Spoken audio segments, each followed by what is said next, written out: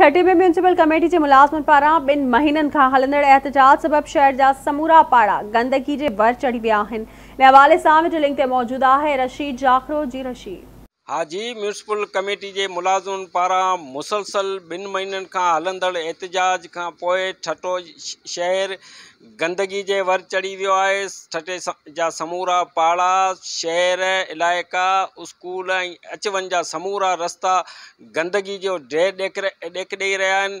हिन वक़्तु असां मौजूद आहियूं ठटे जी वॾे में वॾी मसरूफ़ गली डॉक्टर गलीअ में। ऐं डॉक्टर गली जी हालत गुज़िरियल 2 महीननि खां सॼी सिंध में बरसातनि ॿोॾनि ऐं तूफ़ाननि जो सिलसिला ख़त्म थी विया आहिनि, पर ठटे जो आवाम अॼु बि गटर जी ॿोॾ खे मुंहुं ॾेई रहियो आहे। ऐं ठटे जे मुख़्तलिफ़ डॉक्टर गली आहे जिते शाम जे वक़्तु सवे मरीज़ जो अचण वञण थिए थो, पर म्यूनिसिपल कमेटी जे मुलाज़िमनि पारां मुसलसल जेको एहतजाज ऐं कमु छॾ हड़ताल जो ऐलान कयो वियो आहे। इन सबबि ठटे शहर अज़ाब वारी ज़िंदगी गुज़ारे रहिया आहिनि।